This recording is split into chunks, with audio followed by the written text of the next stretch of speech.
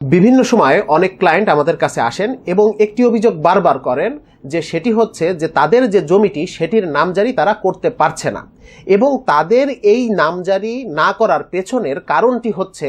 তারা যে জোত থেকে দলিল করেছে, অর্থাৎ যে জোতের জমি তারা দলিলে দেখিয়ে সেটি রেজিস্টার্ড করেছে, সেই জোতে আর কোনো জমি অবশিষ্ট না থাকার কারণে তারা আর নামজারি প্রাপ্ত হচ্ছেন না। সেক্ষেত্রে তারা যখন আমাদের সাথে যোগাযোগ করে, আমরা তখন সেই সংশ্লিষ্ট খতিয়ানের সংশ্লিষ্ট দাগের অর্থাৎ সেই সংশ্লিষ্ট জোতে কতটি নামজারি খতিয়ান সৃষ্ট হয়েছে সে ব্যাপারে সার্চিং দেই এবং সার্চিং দেওয়ার পরে হরহামেশা একটি জিনিস বারবার উঠে আসে যে আমাদের ক্লায়েন্টের যে লিগ্যালি রেজিস্টার্ড ডকুমেন্ট আছে সেই লিগ্যালি রেজিস্টার্ড ডকুমেন্ট থাকার পরেও অন্য কোনো মালিক কিংবা অন্য কোনো থার্ড পার্টি সে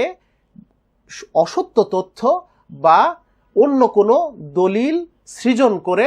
তার যে হিস্সার জমি সেটি নিজের নামে খারিজ করে নিয়ে গেছে। এখন এই যে জমি রেকর্ড হাল নাগাদকরণের ক্ষেত্রে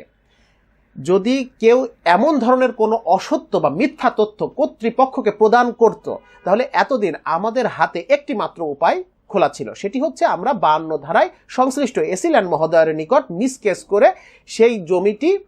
বা জমির সেই হিস্সা পুনরায় কর্তনপূর্বক পূর্ববর্তী খতিয়ানে সংযোজনের জন্য আমরা আবেদন করতাম।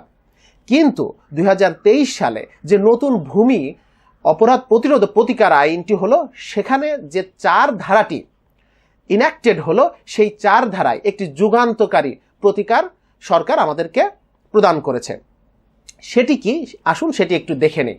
সেই যে 4 ধারাটি সেটি সাধারণত বলছে ভূমি সংক্রান্ত প্রতারণা বিষয়ক যে